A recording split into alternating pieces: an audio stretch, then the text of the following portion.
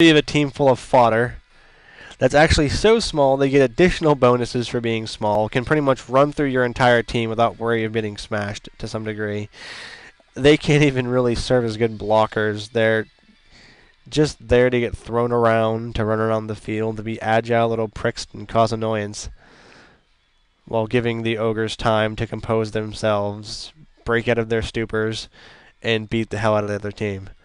So it's similar, extremely similar to the halfling team, where you have your two treemen and all your halflings. Only your treemans being inconsistent are the strongest thing in the game, only getting two of them, but having consistent halflings. Now halflings are still stronger than snotlings, but and they can still do more than a snotling can. Snotlings they can't pass. They're bad at running. They're because they have small legs. They're all around just a bad unit, but damn it, they're really good at sneaking, just sliding through your people, like not getting hit, just being annoying little pricks. So where a halfling team can actually do some things and pass short passes, run down the field a little longer speed than a snotling, I'm pretty sure.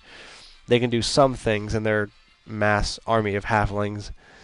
Snotlings are just there for pure annoyance, to give the ogres time to break out of their stupors for the next beating and maybe run this little ball down that's about as big as them or get thrown by an ogre. So they're really fun. And they have Scrappa Sorehead, who is a crazy son of a bitch goblin who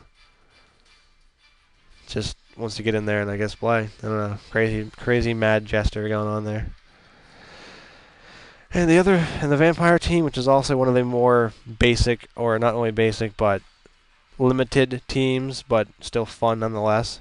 You have your vampires, which are decently strong, decently agile. You know, they're all around a good unit, but every turn you roll, every movement you roll a 6-sided dice. If you roll a 1, they have to feed before the end of their turn, or they run off the field to eat a spectator. So the thing is, though, to where they're good units, they're agile, they're strong, they're overall good, they have to feed.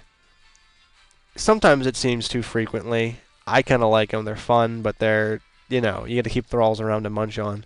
You can't kill a thrall by eating them, but you can injure them.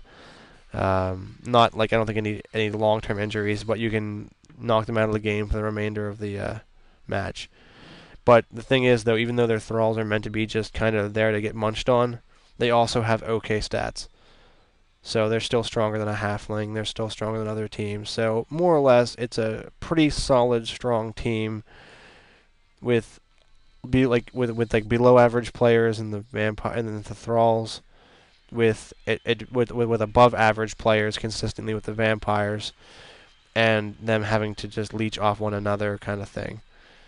Or the vampires leech off the thralls, while the thralls can still maintain themselves if they do group attacks and team up on people, but they're not really strong in themselves.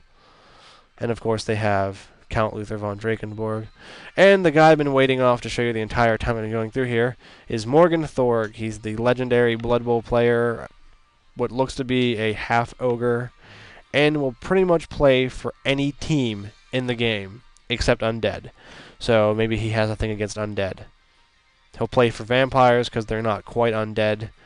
But he will not play for skeletons and Egyptian skeletons, for the Khemres, the other undead teams, the necromantic teams. But any other team that's living to some degree, you're going to see Morgan Thorg. Most expensive star player in the game. Just angry, distorted old man with a fucking hook on his hand. Is probably just really, really brutal. And he's awesome. He's Morgan Thorg. It's all you really have to know about Morgan Thorg. So that was all the units. Bit long-winded, probably going to be 4 YouTube videos, but that gave you a pretty good insight on what to look forward to, what the game offers. You're probably not going to find a more detailed video than that on YouTube. And so yeah, hope you enjoy.